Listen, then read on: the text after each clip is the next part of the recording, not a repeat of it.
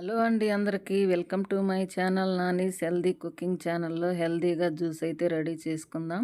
ఇప్పుడు మనం ABC juice ready చేసుకుందాం. ఏబీసీ జ్యూస్ అంటే ఏ అంటే యాపిల్, బి అంటే బీట్రూట్, సి అంటే క్యారెట్, ఈ 3 ఇంగ్రీడియంట్స్ కలిపి మనమైతే హెల్దీగా జ్యూస్ అయితే రెడీ చేసుకుందామండి.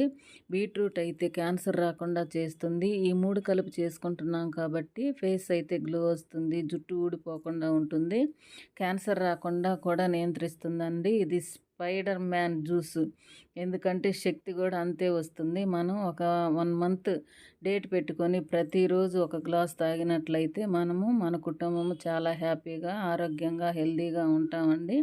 హాస్పిటల్కి ఎన్నో డబ్బులు పోస్తూ ఉంటాము. అట్లా కాకుండా మనం ప్రతిరోజు ఈ జ్యూస్ అయితే రెడీ చేసుకొని తాగినట్లయితే, ఇంట్లో ప్రిపేర్ చేసుకొని మనందరం చాలా హెల్దీగా ఉంటామండి.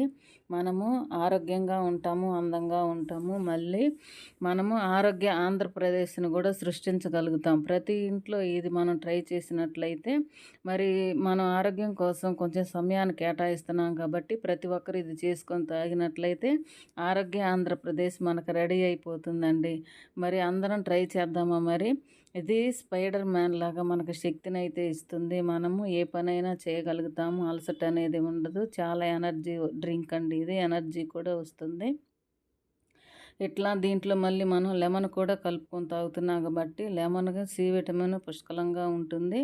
ఇమ్యూనిటీ పవర్ కూడా పెరుగుతుంది కాబట్టి అన్ని పోషకాలు, అన్ని మినరల్స్ మనకి కావాల్సినవన్నీ ఒకే జ్యూస్లో దొరుకుతున్నాయి కాబట్టి మనకి ఇంకా ఏమి ఎత్తుక్కునే పని ఉండదు. ప్రతి ఒక్క రోజు ఈ ఒక్క జ్యూస్ మనం తాగినట్లయితే చాలు, మనం ఆరోగ్యంగా మారిపోతామండి.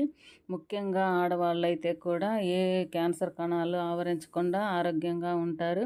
35 దాటిన దగ్గర నుంచి బ్రెస్ట్ క్యాన్సర్ గురించి చెక్ చేసుకోమని చెప్తున్నారు కదా.